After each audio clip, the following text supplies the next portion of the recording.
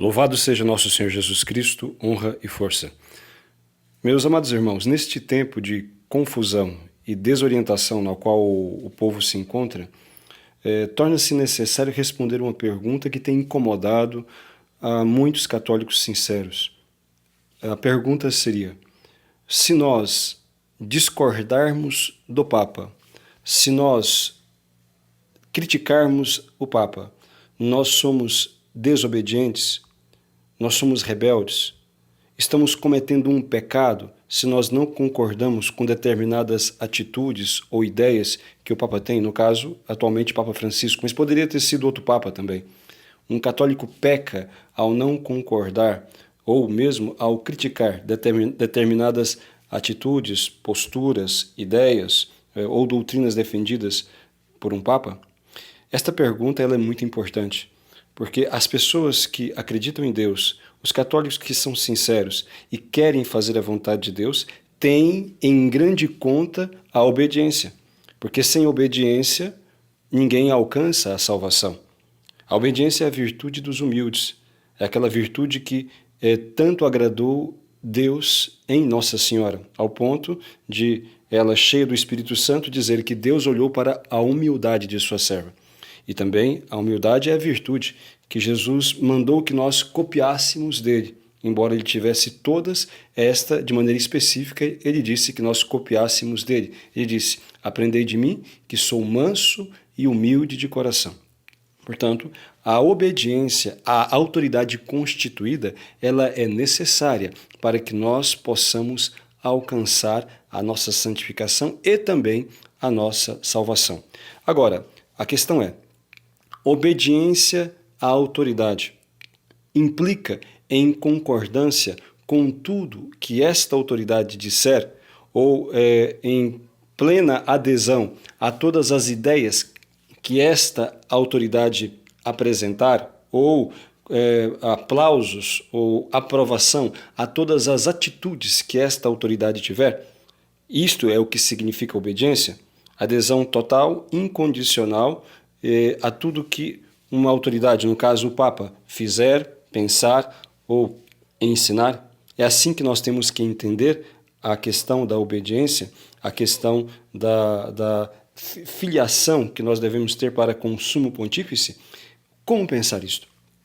Para que nós entendamos bem, a primeira distinção que temos que fazer é o seguinte: diante dessas confusões todas que tem havido, e das oposições que o Papa Francisco tem recebido, nós devemos fazer a distinção entre obediência e concordância. Nós devemos obediência, sim, a todas as autoridades constituídas, seja o Papa, sejam os bispos, sejam os sacerdotes investidos de autoridade em suas comunidades. Mas obediência não significa concordância em tudo. E depois, a obediência ela é condicionada à obediência daqueles mesmos que mandam. Como assim? Explico. Devemos ser obedientes ao Papa, aos bispos e aos sacerdotes, à medida em que eles são obedientes a Deus e à Igreja. Se o Papa, ou se bispos ou sacerdotes, se eles se desviam daquilo que a Igreja ensina, daquilo que Deus mesmo manda no seu Evangelho, daquilo que a Igreja ensina nesses 2000 anos, daquilo que foi definido como dogma de fé, como doutrina moral, nestes pontos que eles se desviarem, caso eles se desviem, nestes pontos que eles se desviarem, claro que nós não podemos nem devemos segui-los no seu erro. Atualmente, por conta dos muitos erros, das muitas ideias lamentáveis e equivocadas do Papa Francisco, então tem se levantado muita oposição de pessoas sinceras que o amam e o respeitam enquanto autoridade da Igreja, mas que não concordam com muitas atitudes e com muitas ideias e orientações que ele tem dado, causando grande confusão no meio católico, desorientando os fiéis que sinceramente querem viver segundo a vontade de Deus. E quando estes se manifestam, vendo crescer a confusão e vendo assim ultrajada, melhor falando, confrontada a verdade do Evangelho, a verdade que a Igreja sempre ensinou, quando eles se manifestam, levanta-se do outro lado um número de católicos também, de pessoas ou mal orientadas ou sem virtude, como queiram.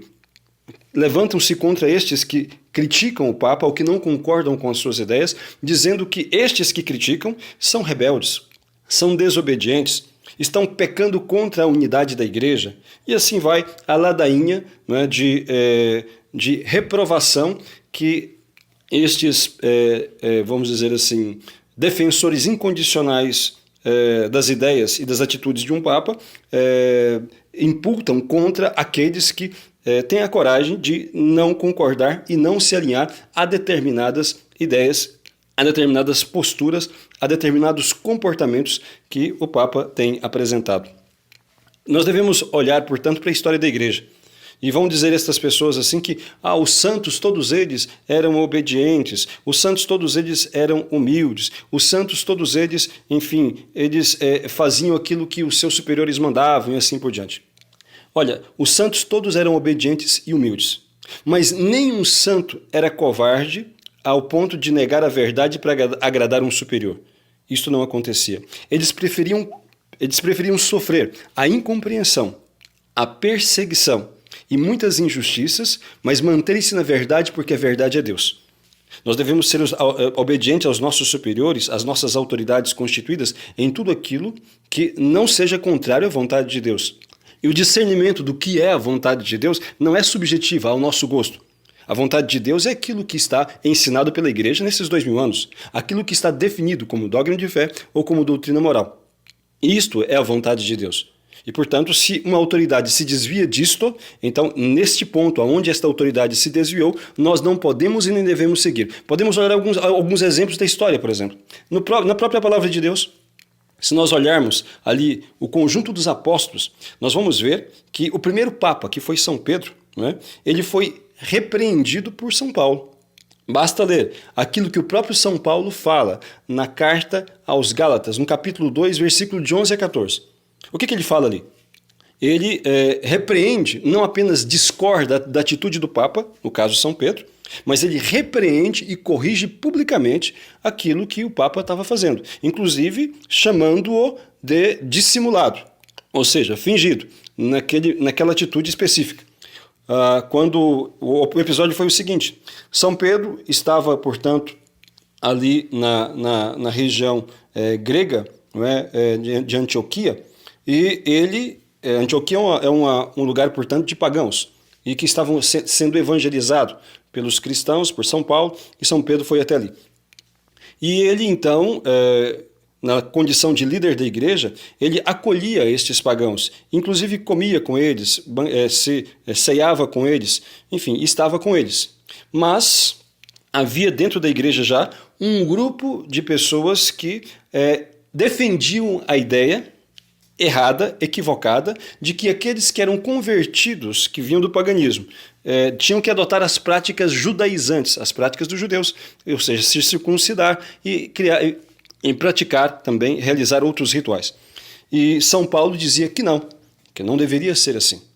Então, quando vieram de Jerusalém alguns partidários dessas ideias, mais ligados ao apóstolo São Tiago, né, e estes tinham esta postura crítica em relação aos pagãos convertidos, que não tinham adotado os costumes judeus, São Pedro, para não cair na crítica dos judaizantes, desses que defendiam essas ideias de que os pagãos tinham que circuncidar, ele deixou de comer com os pagãos convertidos, com aqueles fiéis que se vieram do paganismo e abraçaram a fé cristã. Deixou de comer com eles, deixou de estar com eles.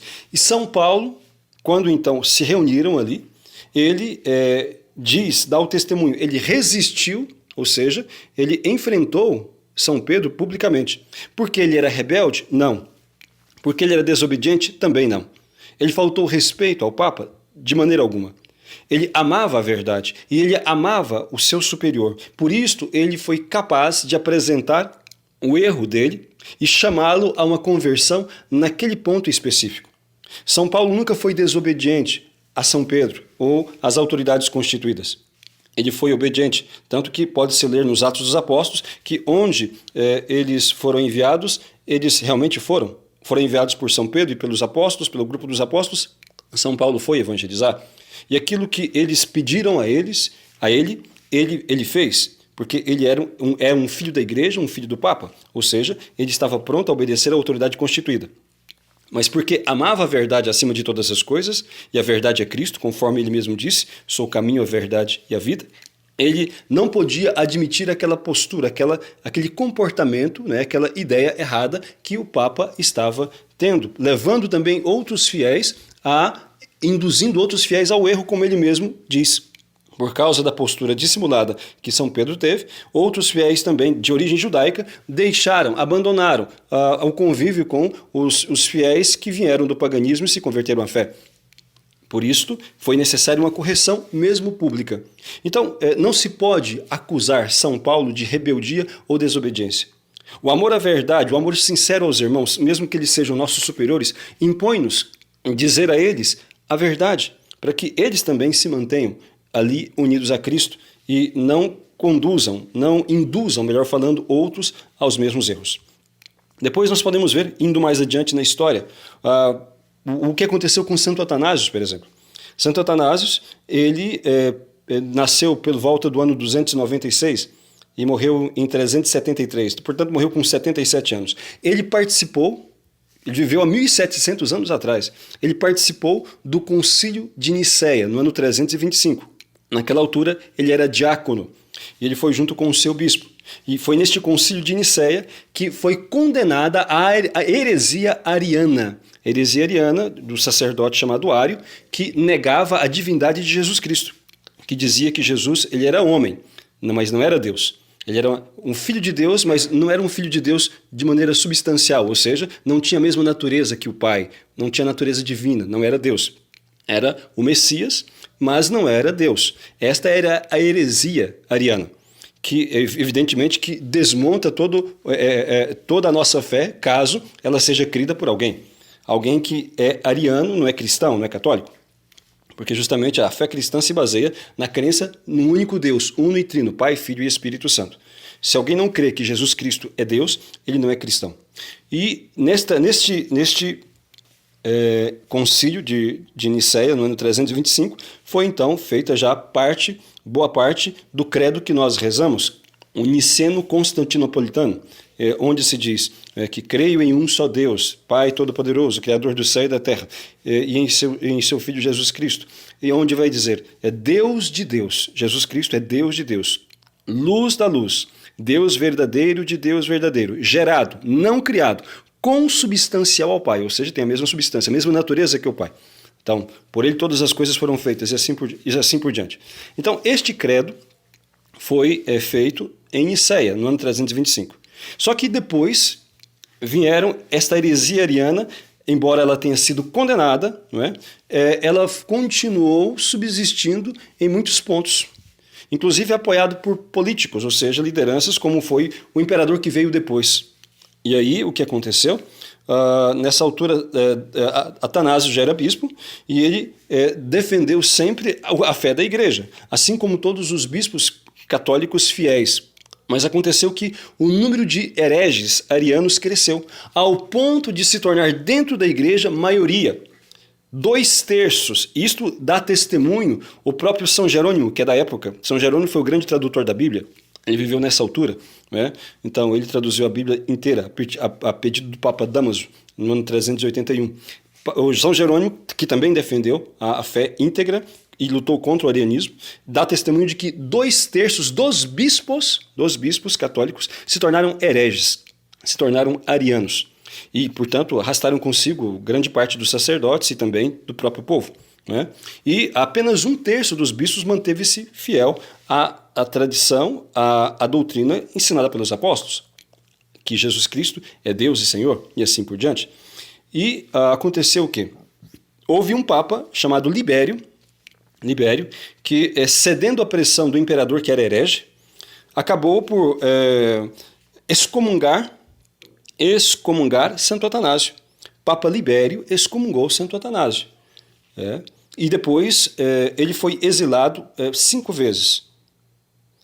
E houveram vários outros sínodos onde ele também foi excomungado, onde ele foi exilado, enxotado. Ele foi acusado falsamente, evidentemente, né, de ter abusado de mulheres.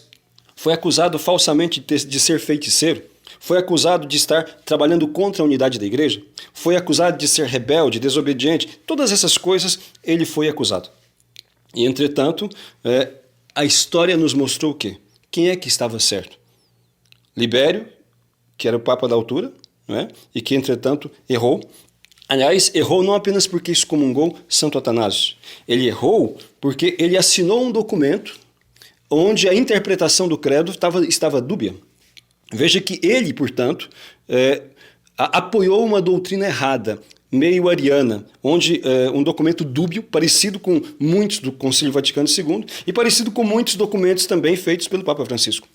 Então, onde se pode ter um duplo entendimento, às vezes um múltiplo entendimento, a depender do ângulo que se olha. Enquanto a doutrina católica ela se notabiliza justamente pela clareza, e não pela confusão ou pela ambiguidade.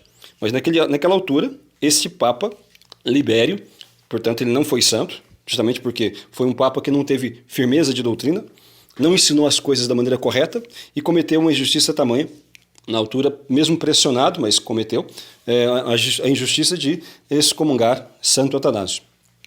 Veja então, Santo Atanásio, ele era obediente ao Papa? Sim, evidente. Ele é um grande santo e que sempre defendeu a hierarquia e sempre defendeu a obediência e, acima de tudo, sempre defendeu a verdade. E o seu amor à verdade impunha que ele dissesse ao Papa e dissesse aos bispos, a muitos cardeais, que aquela doutrina que eles estavam defendendo, o arianismo, era errada, era herética e não podia ser crida e muito menos ensinada por nenhum católico e muito menos por aqueles que têm a obrigação de ensinar conforme a verdade do Evangelho, conforme a tradição apostólica. E ele não foi compreendido na altura. E muitos fiéis foram expulsos das igrejas por manterem a sua postura de fidelidade à doutrina de sempre. E muitos sacerdotes também foram expulsos. Muitos sacerdotes, muitos bispos foram perseguidos, aqueles que se mantiveram fiéis. Na altura, a maioria era herética. A minoria era fiel à tradição. E aquela maioria herética acabava sempre perseguindo aqueles que queriam manter-se fiéis. E aqueles poucos que queriam manter-se fiéis eram acusados de quê? Desobedientes, rebeldes, acusados de estarem trabalhando contra a unidade da igreja e assim por diante. Mais um exemplo na história. Santa Catarina de Sena. Viveu no século XIV, 1347, foi o ano que ela nasceu. Uma italiana, uma santa, uma grande santa, que naquela época a igreja no Ocidente estava dividida. Mais uma divisão, né? Não estou falando aqui da divisão protestante, mas a igreja estava dividida, havia 2 papas, havia 2 cúrias, o papa verdadeiro estava na França, em Avignon, né? Então, e a Santa Catarina, ela exortou o papa, ela chamou os cardeais de demônios vermelhos, e exortou o papa a voltar, a criar vergonha, a voltar para Roma, a assumir o seu posto, a não ser, a ser corajoso, a confiar em Deus. Então, ela não foi rebelde, ela sempre proclamou com muita ênfase a necessidade de se obedecer ao sumo pontífice, mas não de se obedecer a algo errado, de não se apoiar uma atitude errada. Ela teve que corrigir, e de fato ela corrigiu porque estava errado, que o bispo de Roma estivesse fora da sua sede. E assim a gente poderia citar vários casos de vários santos. Todos eles eram obedientes, sim, mas nenhum deles era conivente com a mentira. Nenhum deles era apoiador do erro. Como hoje, muitos que se pretendem católicos, para se dizerem humildes e obedientes, têm apoiado vários erros do Papa Francisco, várias ideias erradas que ele tem ensinado, várias posturas que são indizivelmente incongruentes com o Evangelho. Então, devemos obedecer o Papa Francisco? Claro que sim. Devemos obedecê-lo em todas as coisas corretas. E aqui, novamente, quero repetir, o ser correto ou não é conforme a minha opinião ou a opinião de quem quer que seja. É conforme o que a igreja ensinou sempre. O parâmetro de comparação é isto, o que a igreja ensina. Por exemplo, vamos colocar aqui coisas concretas. Se a igreja ensina que a pessoa, isso está na Bíblia, está lá no Evangelho, está nas cartas de São Paulo, enfim, ensina que a pessoa que vive em adultério está em estado de pecado mortal e não pode ser admitida à Sagrada Comunhão, então nenhum padre, nenhum bispo, nenhum papa pode mudar isso. Portanto, a partir do momento em que o Papa Francisco escreve um documento dando esta possibilidade, ele está em erro. Neste ponto está errado. Portanto, naquele ponto ele não deve ser seguido. Outro erro, quando ele assina um documento, como assinou em Abu Dhabi, no ano passado, em 2019, onde declara que todas as religiões são queridas por Deus, então é evidente que aí está um erro grave doutrinariamente falando. Então, naquele ponto, ele não deve ser seguido.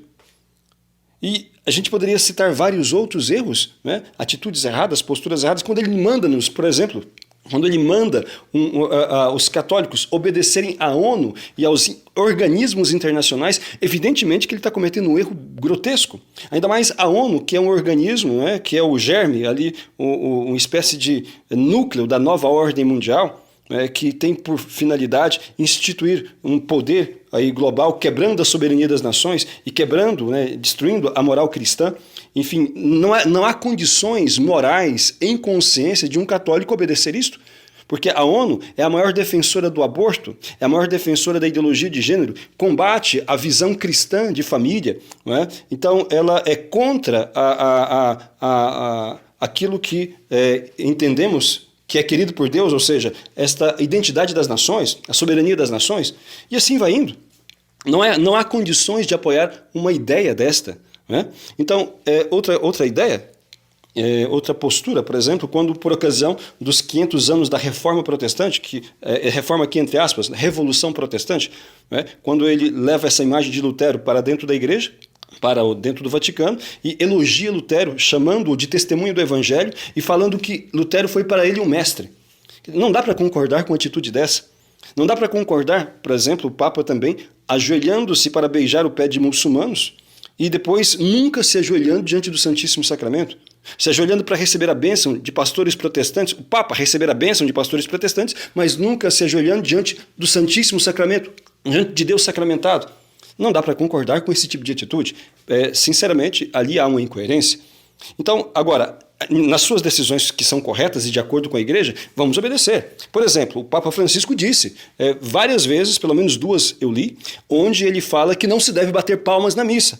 Onde é que estão esses defensores das ideias erradas que também proclamam em alto e bom som isto que o Papa falou? Isso está correto, porque a igreja sempre ensinou assim.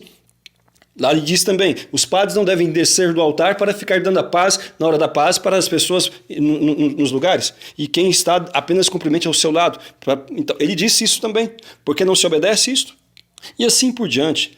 Há várias outras coisas corretas que ele disse que devemos obedecer. E são corretas não porque nós achamos corretas, porque estão de acordo com o ensinamento da igreja nesses 2000 anos. Mas as coisas erradas, as ideias erradas, as doutrinas erradas, assim como aconteceu com o Papa Libério, nós devemos resistir. Assim como Santo Atanásio fez em relação ao Papa Libério, quando ele assinou um documento que ensinava uma doutrina dúbia, errada, então devemos rejeitar aquela doutrina dúbia e errada. Devemos obedecer à autoridade naquilo que ela está de acordo com a verdade de Deus. E estas pessoas que ficam acusando os que discordam das atitudes erradas do Papa Francisco, os que criticam as atitudes erradas do Papa Francisco, aqueles que estão acusando os críticos do Papa Francisco, de serem desobedientes, porque não concordam com o Papa Francisco, ou de serem ali rebeldes, porque não concordam com o Papa Francisco, e acusam mais ainda, dizem que estas pessoas, nós que não concordamos com várias atitudes do Papa Francisco, que não concordamos com várias ideias que ele tem defendido, que estão em contraposição ao que a igreja ensina nesses 2000 anos, então eles dizem que nós estamos pecando contra a unidade da igreja. Nós estamos dividindo a igreja, que nós que estamos causando confusão. Olha, aqui vamos responder junto com os santos também, que a unidade, claro que é um bem querido por Deus, Jesus rezou pela unidade, mas a unidade, ela tem que ser conseguida na verdade, ela não pode ser conseguida às custas do erro, não pode ser uma unidade no erro. A unidade é um bem, mas ela não pode atropelar a verdade, ela não pode destruir a verdade, ela não pode ser às custas da verdade. É isso que São Paulo vai falar, porque Jesus diz, eu sou a verdade. E ao mesmo tempo ele vai dizer que o pai da mentira é o diabo. Portanto, São Paulo, novamente, para poder nos dar uma clareza a respeito do que devemos pensar nesse caso, ele vai dizer o seguinte, na segunda carta aos Coríntios, capítulo 6, versículo 14, ele vai dizer o seguinte, não pode haver união entre a luz e as trevas. Que comunhão haverá, ele vai dizer, São Paulo, né, entre Cristo e o demônio, entre Cristo e Belial? Né? Ou que acordo há, ele vai dizer, entre o fiel e o infiel? Não há acordo, portanto, entre a verdade e a mentira. Nós não podemos, a pretexto de buscar a unidade, renunciar à verdade, porque então seria uma falsa unidade baseada não em Cristo, mas em acordos puramente humanos. E isto irá ruir, mais cedo ou mais tarde, pior ainda, isto irá depor contra a salvação daqueles que acreditam em Cristo. Então, meus amados irmãos, é preciso que a gente tenha uma visão correta das coisas. Devemos amar as nossas autoridades, rezar por elas, se necessário dar a vida por elas, mas nunca segui-las em algum erro que elas cometem, em ideias erradas que elas defendem. Isto não. Tá? Obediência não implica em concordância total. Nesse episódio que tivemos agora há poucos dias, quando, por ocasião do lançamento do livro escrito pelo cardeal Sara e pelo Papa Bento XVI, que causou um grande rebuliço no Vaticano, justamente porque está sendo o Vaticano, o Papa está sendo instado, ou seja, está sendo incentivado a liberar ali o celibato, né, deixá-lo como opcional. Então, o livro vem justamente defender o sacerdócio, o celibato sacerdotal, mostrando que uma exceção, a abertura de exceção para poder, mesmo que seja para suprir a necessidade de padres na Amazônia ou em qualquer outro lugar do mundo onde há poucos sacerdotes, isto significaria uma revolução, traria grande desgraça para a igreja e também provocaria um entendimento muito equivocado, uma percepção errada daquilo que é o sacerdócio católico. Então, meus irmãos, por ocasião disto, o Papa, o cardeal Sara, ele foi acusado de ser rebelde ao Papa, um ultraconservador que está se opondo ao Francisco. Ele que foi acusado de estar manipulando Bento XVI, acusado de estar lançando um livro que é apenas dele, mas colocou ali o nome do Bento XVI, foi acusado de ser mentiroso e assim por diante. O cardeal Sara, como um homem que ama a Deus e a igreja e que ama a verdade, ele provou que o livro é dele e de Bento XVI. Mostrou ali todas as correspondências, os e-mails em que ele apresentou ao Bento XVI a ideia, resolveram escrever, ele apresentou ali o livro para Bento XVI, a capa e o projeto todo. E o Bento XVI aplaudiu e deu grande incentivo para que fosse feito daquela forma. E, portanto, Bento XVI compôs o texto para o livro, fez, junto com o cardeal Sara, a introdução e a conclusão, e também ao texto do cardeal Sara. Portanto, é um livro feito a 4 mãos. E, entretanto, ele foi demonizado. E essas pessoas que estão aí tentando promover a ideia de que todas as atitudes do Papa Francisco são maravilhosas, muitos deles acusaram, portanto, o cardeal Sara de ser rebelde e desobediente. E ele disse que ele é um filho obedientíssimo à Igreja e ao Papa Francisco.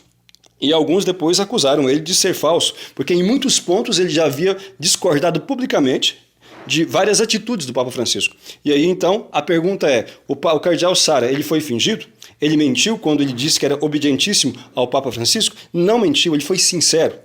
Ele fingiu ou mentiu quando disse que ama o Papa e que defende a sua autoridade? De maneira alguma, ele foi sincero. Todo católico sincero ama o Papa, defende a autoridade do Papa. Mas todo católico sincero, ele é capaz, sim, de perceber os erros que estão acontecendo e de defender a verdade, de discordar do Papa naquilo que ele está errado. E isso o cardeal Sara fez em relação, por exemplo, ao Sínodo da Amazônia, em relação a aquele culto idolátrico da Pachamama, em relação a o simples acolhimento dessa proposição da ideia de liberar o sacerdócio, o celibato sacerdotal, da ideia de querer ordenar mulheres. Ele foi contrário a tudo isso porque um católico sincero é contrário a tudo isso porque isso é contrário à vontade de Deus.